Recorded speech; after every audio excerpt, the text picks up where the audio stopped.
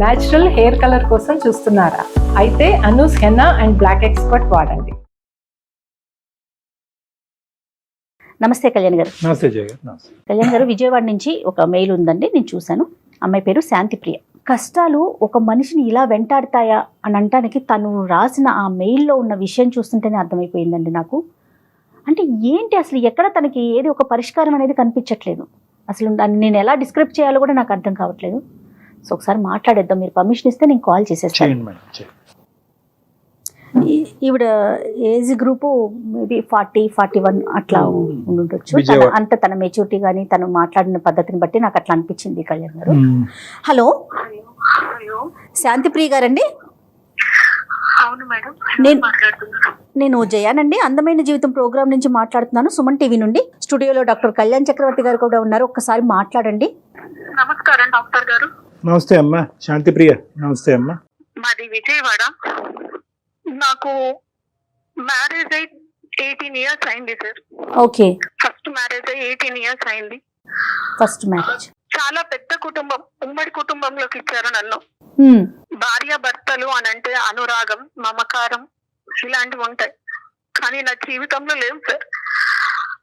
భార్య భర్తలు కలిసి ఉండడానికి ఒక సపరేట్ రూమ్ అనేది లేదు. మేమిద్దరం కలిసి ఈ 18 సంవత్సరాలలో ఒక్క సినిమా చూసింది కూడా లేదు సార్. అత్తగారింటి నుంచి సపోర్ట్ లేదు. తల్లి గారింటికి వెళ్ళి బాధ చెప్పుకుందామంటే అక్కడ వాళ్ళు కూడా నాకు శత్రువులు అయిపోయారు.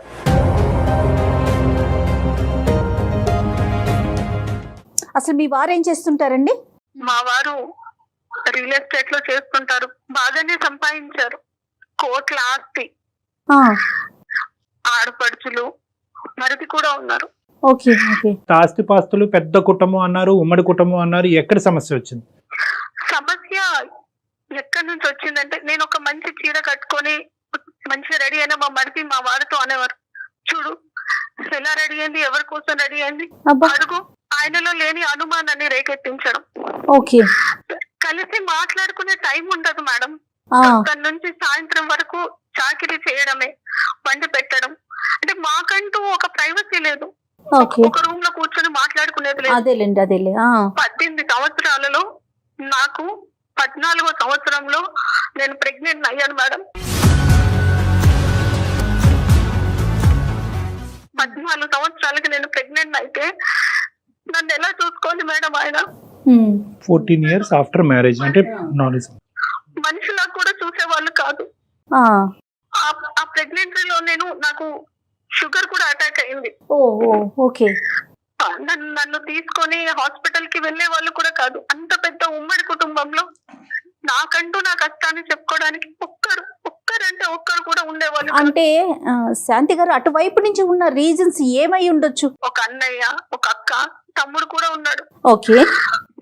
అన్నయ్యకు తన భార్య లోకం, తను ఏం చెబితే అది. ఓకే. నాకు సపోర్ట్ గా మా తమ్ముడు ఒక్కరు నిలబడ్డాడండి. నేను ఇంకో 2 రోజుల్లో బేబీకి డెలివరీ అన్నప్పుడు నాకు పని చేస్తూ ఉమ్మనీరు మొత్తం పోతుంటే ఇలా పొట్టని ఇలా పట్టుకుంటేనే హాస్పిటల్కి వెళ్ళాను మేడం.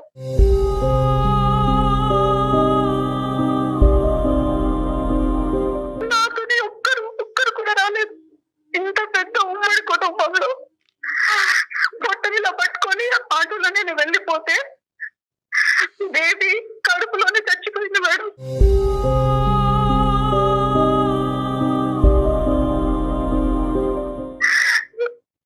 నాతో ఎవరు లేరు, కనీసం మా బిడ్డను కూడా చూసుకోలేదు నేను. ఆ బేబీ చనిపోయి పడితే నేను కోమాలోకి వెళ్ళిపోయాను. స్పృహలోకి వచ్చాక అడిగితే బేబీ కడుపులోనే చనిపోయింది అని అన్నారు. నా బిడ్డని నేను చివరి చూపు కూడా చూసుకొని దురదృష్టవంతురాంది.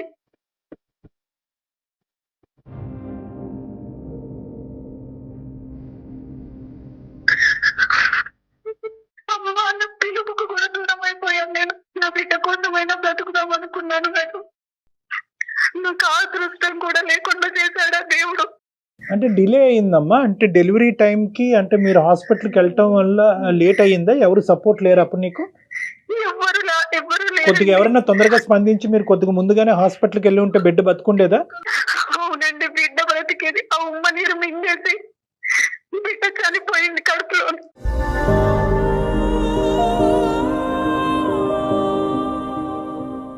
అమ్మ డయాబెటిక్ అన్నారు కదా, అది కంట్రోల్లో ఉందమ్మా ఆ టైం అప్పుడు? పోనీ షుగర్కి సంబంధించినటువంటి ట్రీట్మెంట్ అన్నదా సవ్యంగా జరిగిందా? లేదు సార్. ప్రెగ్నెన్సీలో డయాబెటిక్ అయితే కనుక చాలా స్పెషల్ కేర్ తీసుకోవాలి. Pregnancy it self is a burden for a women అమ్మా. అంటే అవునండి, ఫిజియలాజికల్ గా అవును. మెంటల్ గా ఒక బర్డెన్. ఆ టైంలో ఆ అమ్మాయికి మోరల్ సపోర్ట్ లేదు, ఇమోషనల్ అవును. సపోర్ట్ లేదు. దానికి తోడు ఈ అమ్మాయి దురదృష్టం 14 years తర్వాత ప్రెగ్నెంట్ అవటము, ఫిజికల్ ప్రాబ్లమ్స్ రావటం, ఉమ్మనీరు బేబీ తాగటం, డయాబెటిక్.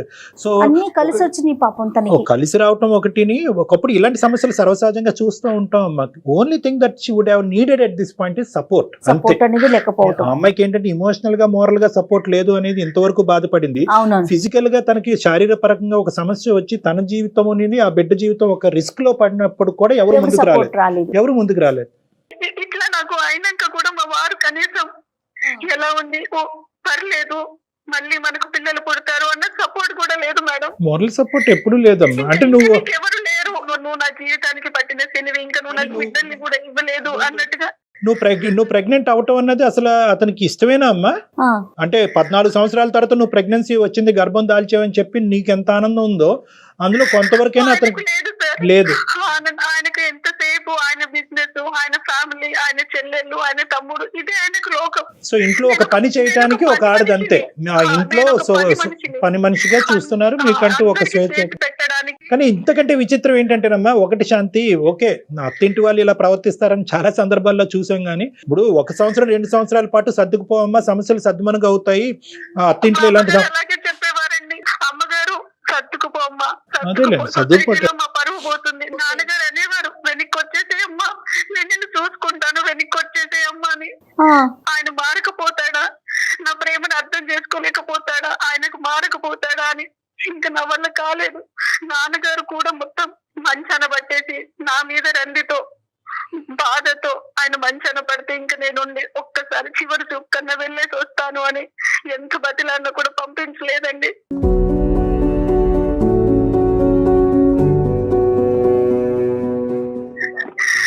తర్వాత తమ్ముడు తీసుకొచ్చిన తర్వాత నాన్నను చూసిన తర్వాత నాన్నగారు కాలం చేసేశారు.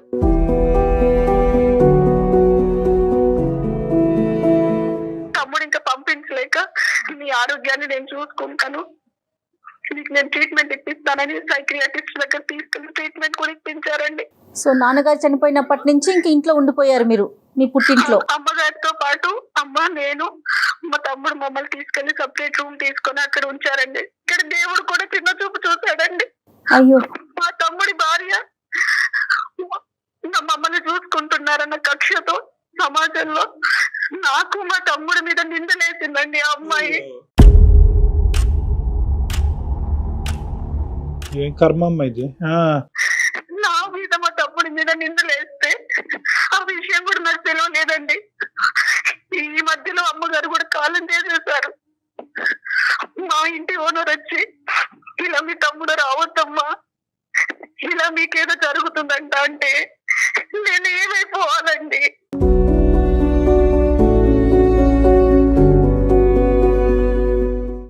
సొంత తమ్ముడండి, ఒక తల్లి కడుపున పుట్టిన పిల్లలం మేము. ఆమె స్వార్థానికి మా మీద నిందలేస్తే ఏమైపోవాలి?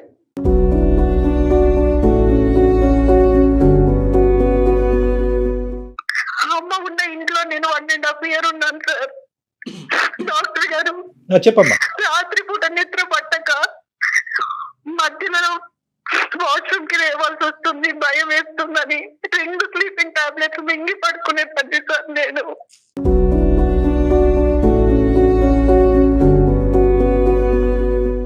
మరి తమ్ముడు ఇప్పుడు నీతోనే ఉన్నాడమ్మా? తమ్ముడు నీకు సపోర్టివ్ గానే ఉన్నాడా?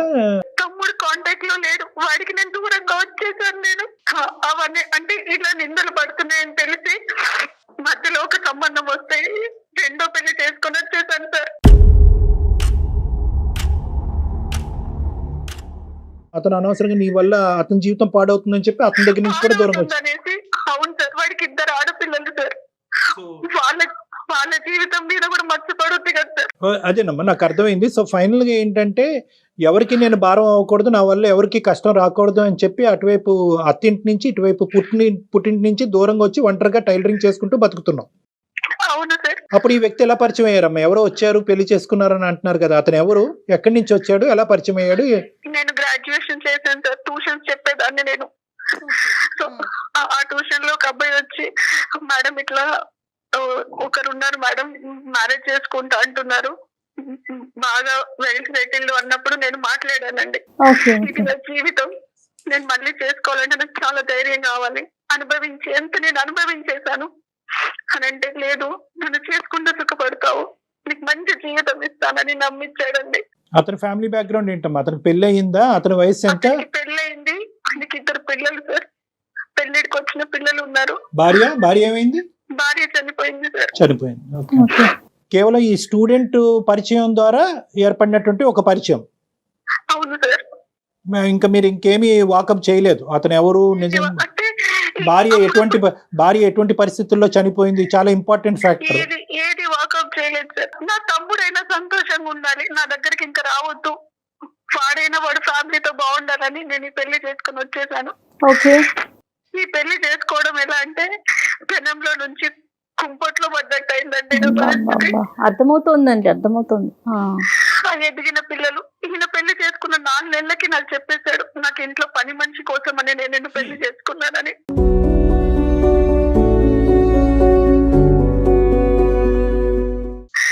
నా ఎదిగిన పిల్లలకు చూసి పెట్టడానికి, వంట చేసి పెట్టడానికి అన్నట్టుగా. అక్కడి పరిస్థితి కంటే ఇక్కడ ఇంకా దారుణం సార్, పంజరంలో చిలకలాగా ఇంకా దాన్ని మాటలతోని పొడవడం.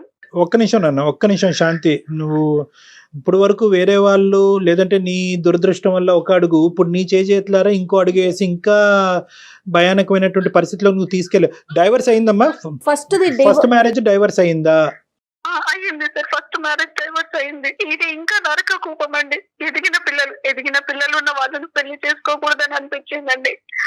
ఆ పిల్లలు కూడా సూటిపోటి మాటలు అనడం, అక్కడే ఉండాలి, ఎవరితో మాట్లాడొద్దు, మాట్లాడితే ఆ రోజు ఇంకా నాకు ఒక విధమైన నరకాన్ని చూపిస్తారు. అమ్మా పెద్దల సమక్షంలో జరిగిందా? అతని వైపు ఎవరన్నా పెద్దవాళ్ళు అది ఉన్నారమ్మా? అమ్మ మీ హస్బెండ్ సైడ్? సెకండ్ లేదు సార్, గుళ్ళో జరిగింది. నా వైపు నుంచి నేను ఎవరిని పిలవలేదు సార్.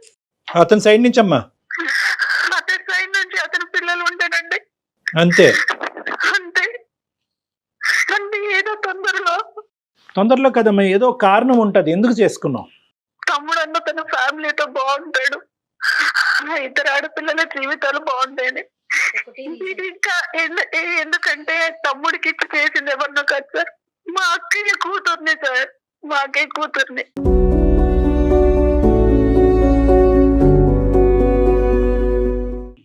అంటే నేను తనకి పిన్నిని సార్, ఆ అమ్మాయి మా మీద అలా నిందలేసింది, ఇంకెవరున్నారని అనుకోవాలి సార్. కాదమ్మా, ఒక నిందలేసే మనస్తత్వం ఉండేటటువంటి వాళ్ళు ఇప్పుడు నువ్వు పెళ్లి చేసుకున్న తర్వాత కూడా నిందలేస్తారు. చుట్టుపక్కల వాళ్ళు కూడా నమ్మారు కదా సార్. డైరెక్ట్ మా ఓనర్ వచ్చి, అమ్మాయి మీ తమ్ముడు మీ ఇంటికి రావద్దు, మీ మధ్యలో ఏదో ఉందంట అంటే చచ్చిపోవాలనిపించింది సార్.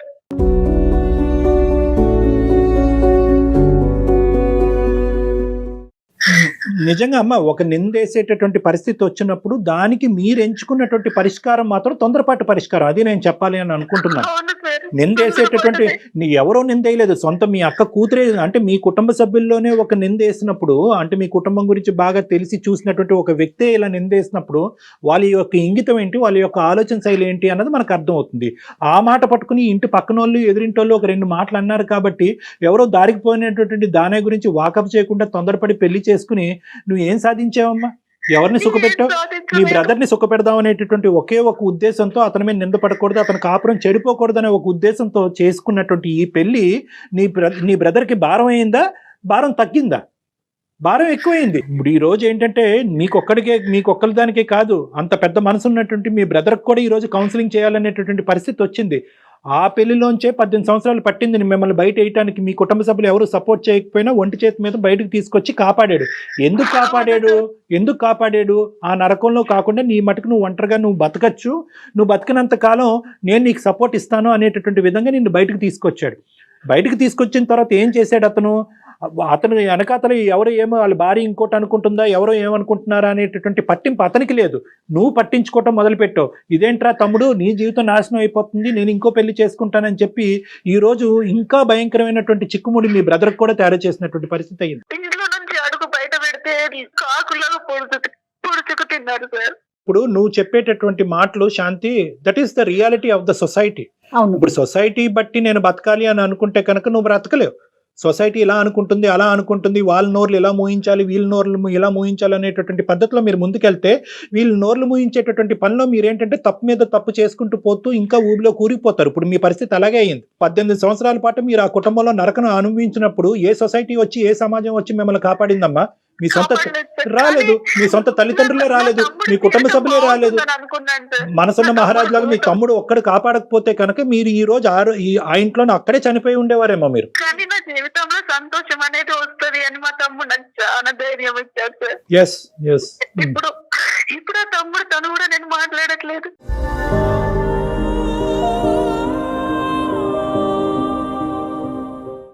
వాడు ఎక్కడ ఉన్నాడో కూడా తెలియదు.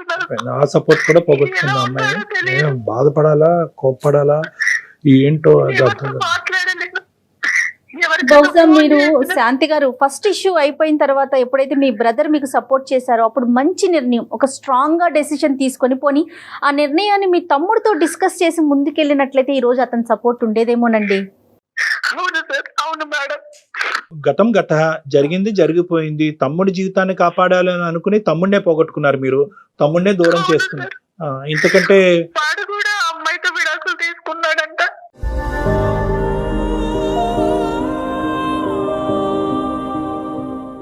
అయిపోయింది అక్కడ కూడా. అయిపోయింది. మీరు పెళ్లి చేసుకున్నా అమ్మాయి విడాకులు ఇచ్చుండేది, పెళ్లి చేసుకోకపోయినా అమ్మాయి విడాకులు ఇచ్చుండేది. ఎందుకంటే ఆ అమ్మాయి మైండ్ ఆల్రెడీ పొల్యూట్ అయిపోయింది కాబట్టి.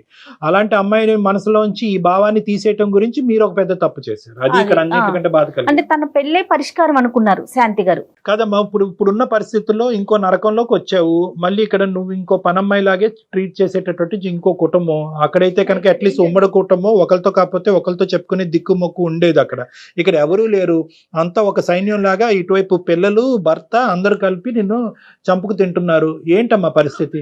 ఏంటి పరిస్థితి? ఎన్ని రోజులు అయింది పెళ్లి చేసుకుని? పెళ్లి జరిగి ఈ రెండో పెళ్లి జరిగి ఎంతకాలం అయిందమ్మా? 6 సంవత్సరాలు. ఎక్కడ ఉంటున్నారు మీరు? కరెక్ట్ గా అడ్రస్ కూడా తెలియదు. సూర్యాపేట నుంచి ఎక్కడో లోపలికి. ఏంటమ్మా? సూర్యాపేట నుంచి చాలా లోపలికి రావాలి సార్. నువ్వు ఎక్కడున్నావు కూడా నీకు తెలియదమ్మా? అడ్రస్ కూడా తెలియదు సార్. నాకు షుగర్ కదా సార్. ఇంట్లో పని చేస్తూ నాకు బొటన వేలు ఇట్లా పాడైపోయి మొత్తం వేలంతా పాడైపోయినా నన్ను హాస్పిటల్ తీసుకెళ్ళలేదు సార్. నువ్వే ఒక దండగా అంటే నీకు ఇంకా ట్రీట్మెంట్ కూడా అంటాడు ఆయన.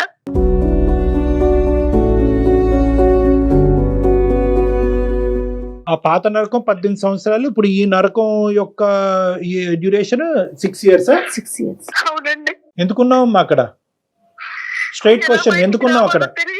ఎలా బయటకు రావాలమ్మా? మీ ఇంటికి తలుపు ఉంది కదా, బయటికి రా. వాళ్ళు బయటికి వెళ్ళినా లాక్ చేసుకొని వెళ్ళిపోతారు. మా ఇంట్లో కనీసం పని మనిషి కూడా రాదండి.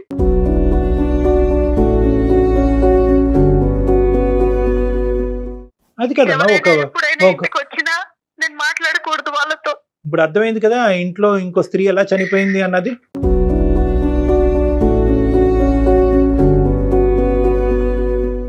ఇప్పుడు ఇదే పరిస్థితి నువ్వు 3వ, 4వ, 5వ పెళ్లిలో నువ్వు నాకు చెప్పినా కూడా నేను అంటాను, ఒకటే మాట అంటాను, నువ్వు బయటికి రావాలి, నీ గురించి నువ్వు బ్రతకాలి, నువ్వు పెట్టుకున్నటువంటి ఒక ధ్యేయం గురించి, ఒక గమ్యం గురించి నువ్వు బయటికి రావడానికి ఫస్ట్ నాకు దారి తెలియట్లేదు. వచ్చినా నేను ఎక్కడికి వెళ్ళాలి?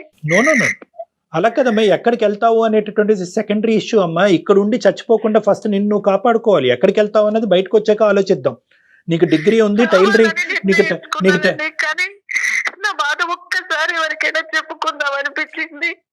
సంతోషం అమ్మా, చాలా సంతోషం. ఈ రోజు వాళ్ళు బయటకు వెళ్ళినప్పుడు మాకు ఎలాగైతే ఫోన్ చేసావో నీకు బోల్డ్ అంత లీగల్ సిస్టమ్ సపోర్ట్ ఉంది. నువ్వు ఎలా అయితే మాకు ఫోన్ చేసావో అలాగే నువ్వు 100కి ఫోన్ చేయి, పోలీసులకు ఫోన్ చేయి. ఇలా నేను నరకయాతను అనిపిస్తున్నాను, ఇక్కడ బంధించి పెట్టారు, నన్ను ఒక జైల్లో పెట్టారు, నన్ను ఇలా నేను ఒకసారి 100కి డైల్ చేశాను. అది అంతకన్నా నరకం చూపించాడు ఆయన వచ్చి. సొసైటీలో నాకంటూ ఒక పేరుంది, నువ్వు ఏదైనా అనుకుంటే జరిగిపోదని, నన్ను దాటి ఏ విషయం వెళ్ళలేదు అని. ఎటొచ్చి ఏంటంటే మీరేమనుకున్నారు అంటే కనుక మీరు ఇంకా ఆ గిల్ట్లోనే ఉండిపోయారు. అరే తొందరపడి పెళ్లి చేసుకున్నాను, రెండో పెళ్లి, మొదటి పెళ్లిలో బ్రదర్ వచ్చి కాపాడాడు, ఈ పెళ్లిలోంచి కూడా ఇంకోళ్ళు ఎవరో వచ్చి కాపాడతారని మీరు వెయిట్ చేస్తున్నారేమో, ఎవరు రారు. ఇది మీకు మీరుగా తీసుకోవాల్సినటువంటి నిర్ణయం. మీరు గట్టిగా అనుకుంటే కనుక ఎల్లకాలం అలా బందికానాలాగా వాళ్ళు ఉంచేటటువంటి అవకాశం లేదు. మీరు ఒక అవకాశం చూసుకుని స్ట్రైట్ అవే బయటకు రండి. ఫస్ట్ ఆఫ్ ఆల్ ఏంటంటేనమ్మా, మీరు ఎక్కడ ఏ తలుపు ఏ డోర్ నాక్ చేసి హెల్ప్ తీసుకోవాలనేటువంటి ఫస్ట్ మీకు అర్థం అవ్వాలి. ఇంకా ప్రపంచం అంత గుడ్డిబారిపోలేదమ్మా. ఇంకా సమాజంలో లా ఉంది, మీకు హెల్ప్ చేసేటటువంటి ఎన్జిఓ ఆర్గనైజేషన్స్ ఉన్నాయి, సామాజిక పరమైనటువంటి సోషల్ ఆర్గనైజేషన్స్ ఉన్నాయి, స్త్రీలకు సపోర్టివ్గా లీగల్ సిస్టమ్ ఉంది. అటువంటి తలుపులు తట్టడం అనేటటువంటిది మీరు ఒక ఆలోచన కింద పెట్టుకోవాలి. మీరు ఇంకా సెంటిమెంట్స్లోని గిల్ట్లోనే ఉండిపోతున్నారు.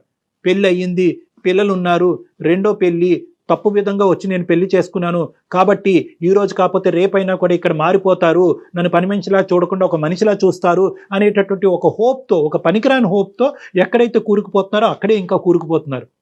ఇది మీరు ఇందులోంచి అంటే 6 సంవత్సరాలు అయిపోయింది, మళ్ళీ ఇందులో 6 సంవత్సరాలు అయిపోయింది. ఇప్పుడు ఏమనుకుంటారంటే అరే ఆల్రెడీ 6 years అయింది కదా, ఇంకెక్కడికి వెళ్తానులే, ఇంకా అంతా అయిపోయింది, తమ్ముడు లేడు, ఎవరు లేరు, ఇక్కడే చచ్చిపోతానని అనుకుంటున్నారు. అది కరెక్ట్ కాదు. మీ గురించి మీరు బ్రతకాలి, ఒక స్వేచ్ఛాయుతమైనటువంటి జీవితాన్ని మీరు బతకాలి. మీ జీవితం మీద మీకు నమ్మకం రావాలి. నాకు ఇంకో భయం కూడా ఉంది డాక్టర్ గారు, బయటికి వచ్చాక ఈయన నన్ను బతకనిస్తాడా, ఈయన గురించి నేను చెడుగా చెప్తే అమ్మా, నువ్వు ఎలాగైతే భయపడుతున్నాడో ఆ మనిషిలో కూడా ఒక భయం అన్నది ఉంటుంది. ఆ మనిషిలో భయం పుట్టించాలి మీరు. ఆ మనిషిలో భయం పుట్టించాలి. మీరు నొక్కవలసినటువంటి బటన్ నొక్కట్లేదు కాబట్టి అతను ఇలా పబ్బాన్ని గడుపుతున్నాడు. ఒక స్త్రీ ఎలాగైతే కనుక ఇతను బాధ తట్టుకోలేక చచ్చిపోయిందో, నువ్వు కూడా అలా బాధ తట్టుకోలేక ఇలా క్షీణించబడి అలా చచ్చిపోతావు అనేటటువంటి వెయిటింగ్ గేమ్ అతను ఆడుతున్నాడు. అప్పుడు ఇంకో కొత్త పని మనిషి ఆ ఇంట్లోకి వస్తుంది అనేటటువంటి ఆలోచనతో అతను ఉన్నాడు. ఒక స్వార్థపూరితమైనటువంటి మనిషిలో నువ్వు భయపడటం కాదు, నువ్వు అతన్ని భయపెట్టాలి. ఒక పోరాట పట్టణంతో ముందుకెళ్తేనే ఇలాంటి వాళ్ళకి బుద్ధి వస్తుందమ్మా. వదిలేస్తే మళ్ళీ ఇంకొక వ్యక్తి అదే, ఇప్పుడు డాక్టర్ గారు చెప్పినట్లు అదే ప్లేస్ లో ఉంటారు కదా. అతను ఒకటే కాదమ్మా, అతన్ని చూస్తూ ఇదే జీవన విధాన శైలి అని చెప్పి రాంగ్ ఎగ్జాంపుల్ గా తీసుకునేటటువంటి 2 పిల్లలు ఉన్నారు.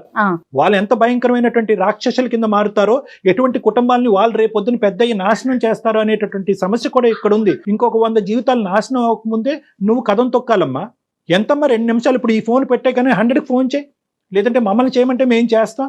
మీ లొకేషన్, వాట్సాప్ లొకేషన్ మాకు షేర్ చేయండి, మీరు ఎక్కడున్నారో మాకు చెప్పండి, మేము పోలీసులకు అక్కడ పంపిస్తాం. మేము నేను ఫస్ట్ నువ్వు అందులోంచి బయటపడి విడుదలవు. అలాగే డాక్టర్ గారు. దేవుడు ఇచ్చినటువంటి ఈ జీవితాన్ని కాపాడుకో. నీ కాళ్ళ మీద నువ్వు నిలబడి నువ్వు బయటకు వెళ్ళి సమాజం ఏ లెక్కేస్తుంది అనేది తీసి పక్కన పెట్టేసే. తప్పకుండా డాక్టర్ గారు. ఓకే, తప్పకుండా. All the best. Thank you. Good luck Shanti. Right Shanti గారు, థ్యాంక్ యూ అండి. థ్యాంక్స్ అమ్మా. థ్యాంక్ యూ డాక్టర్ గారు. థ్యాంక్ యూ అమ్మా, all the best. God bless. ఎందుకంటే భయంకరమైంది ఏమైనా ఉందమ్మా? ఏం కళ్యాణ్ గారు, అసలు ఎటుపోతుంది సమాజం? ఎలాంటి ఆలోచనలు, బాబా చిచ్చి చిచ్చి. సమాజం మాట్లాడుకోవటానికి సిగ్గు అనిపిస్తుంది. సమాజం కంటే చూసారమ్మా, ఇక్కడ ఏంటంటే నిజంగా హెల్ప్లెస్నెస్ అనేటటువంటి దానికి ఇది ఒక పర్ఫెక్ట్ ఎగ్జాంపుల్ అన్నమాట. ఇప్పుడు ఆ అమ్మాయి ఏంటంటే కనుక మెయిన్ గా బయటికి 2 కారణాల వల్ల బయటపడలేకపోతున్నామ్మా. ఏంటంటే నేను ఆల్రెడీ ఇది రెండో పెళ్లి, ఇది నేను నా చేతులారా తప్పుగా దిగినటువంటి పెళ్లి. అదేదో అందుకే చొట్టు పొయ్యి మేంచి కుంపట్లో పడినట్టు. సో ఇది ఏంటంటే కష్టం వచ్చినా నష్టం వచ్చినా ఈ నరకాన్ని నేను భరిస్తూ ఈ శ్రేయస్ జీవితం అంతా కూడా ఈ నరకంలోనే గడిపేయాలనేటటువంటి ఒక ఫాల్స్ ఐడియాలో చాలా మంది స్త్రీలు ఉంటారు. అవునండి, ఒక తప్పు జరిగినప్పుడు రెండోది కూడా జరిగితే దాంట్లోనే ఆగిపోతారు. అది నెంబర్ 1. నెంబర్ 2 ఏంటంటే ఇక్కడే ఇంత నరకం చూపెట్టాడు, గడప దాటితే ఏం చేస్తాడు అనేటటువంటి రెండో భయం. వాడు ఏం చేయలేడు, వాడి ఇంట్లో పులి బయట పిల్లి, బయటకి ఏమీ చేయలేడు. ఎటొచ్చి ఏంటంటే ఇలాంటి ఆడవాళ్ళు అలా అనుకునే అమ్మో ఇంకా ఏం చేసేస్తాడు అనేటటువంటి. ఆ అమ్మాయి ఇంకో మాట ఏమంటుంది, నేను బ్రతుకుండి ఎందుకు అనేటటువంటి మనిషికి నీకెందుకు ప్రాణభయం అమ్మా, నువ్వు బయటకు అడిగేయి అనేటటువంటి మనం ధైర్యం ఇవ్వటం. 2 బేసిక్ సొల్యూషన్స్ ఇవి, ఎవరైనా కూడా చెప్పేటటువంటి సొల్యూషన్. ఇటొచ్చి ముఖ్యంగా ఏంటంటే ఈ 2 సొల్యూషన్స్ ఆ అమ్మాయికి ఎందుకు కనిపించట్లేదు అంటే ఆ అమ్మాయి ఒక గిల్ట్ భయం అనేటటువంటి కుంపట్లో ఉండిపోయింది, ఇలా ఉండిపోయింది. ఫస్ట్ లో తమ్ముడు సపోర్ట్ చేశాడు, ఇప్పుడు అతను కూడా లేకపోయేసరికి నేను ఒంటరిని, నాకు ఎవ్వరూ లేరు అనే పాయింట్ తనకి రేజ్ అవుతుంది. మోస్ట్ ఇంపార్టెంట్ ఏంటంటే మళ్ళీ తమ్ముడు లాంటి ఒక మహత్తరమైనటువంటి ఒక మనిషి వచ్చి నన్ను ఇందులోంచి బయటకు లాగుతాడు అనేటటువంటి ఒక అనవసరమైనటువంటి హోప్ లో ఆ అమ్మాయి 6 సంవత్సరాల పాటు గడిపేసింది. తన నెంబర్ మనం తీసుకుందాం మేడం. ఎమర్జెన్సీ నెంబర్స్ అన్ని కూడా అమ్మాయికి మెసేజ్ పెట్టండి మీరు, లేదా కాల్ చేసి చెప్పండి. ఆ కాంటాక్ట్ నెంబర్స్ అన్ని కూడా తనకి హెల్ప్ఫుల్ గా ఈ రోజు కాకపోయినా రేపైనా కూడా అమ్మాయి కాల్ చేసి ఒక అవకాశం తీసుకుని బయటపడుతుంది. తప్పకుండా కళ్యాణ్ గారు. నమస్తే.